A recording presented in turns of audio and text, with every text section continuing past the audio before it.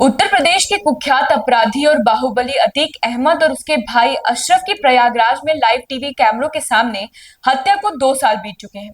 उस हत्याकांड को पूरे देश की जनता ने टीवी पर लाइव देखा था कि कैसे 3 लोग मीडियाकर्मी बनकर आते हैं और कैसे पुलिस कस्टडी में दर्जनों लोगों के बीच खड़े अतीक अशरफ को गोली मारकर आसानी से सरेंडर कर देते हैं। इस हत्याकांड ने पूरे देश को हिलाकर रख दिया था, लेकिन इस मामले का एक अहम पहलू आज भी रहस्य बना हुआ है। अतीक की पत्नी शाइस्ता परवीन और उसका सबसे करीबी गुर्गा गुड्डू मुस्लिम, जो कि अब तक पुलिस की गिरफ्त से बाहर है। कई कोशिशों और सुरागों के बावजूद पुलिस और एसटीएफ अभी तक इन दोनों का ठोस पता नहीं लगा पाई है। शाइस्ता परवीन न केवल अतीक अहमद की पत्नी है, बल्कि उसकी आपराधिक गतिविधियों में उसकी भागीदारी भी रही है। उमेश पाल हत्याकांड में उसकी सीधी संलिप्तता के चलते उत्तर प्रदेश पुलिस ने उसे फरार घोषित कर रखा है और उस पर 50,000 का इनाम भी घोषित है।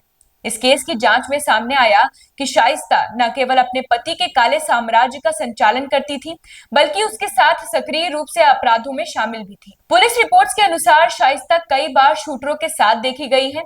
वह उमेश पाल के हत्यारों में से एक आरोपी साबिर के संपर्क में थी। एसटीएफ ने उसकी तलाश में कई राज्यों में छापेमारी की, लेकिन वह हर बार चकमा देने में कामयाब रही।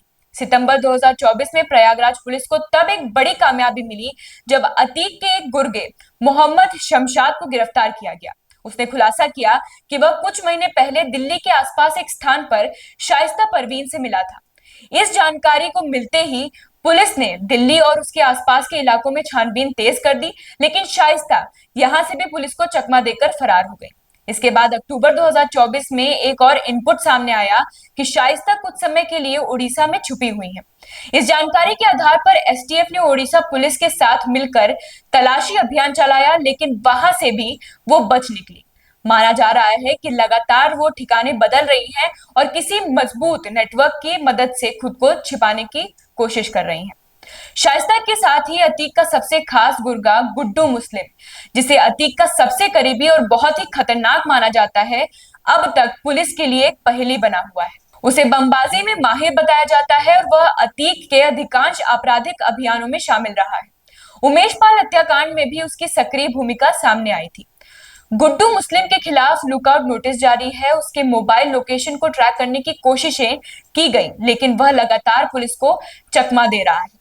यह आशंका जताई जा रही है कि वह किसी अंतरराज्यीय गिरोह की मदद से भारत के पूर्वोत्तर या दक्षिणी राज्यों में छिपा हुआ हो सकता है। इन दोनों की गिरफ्तारी पुलिस और कानून व्यवस्था के लिए एक बड़ी चुनौती बन चुकी है।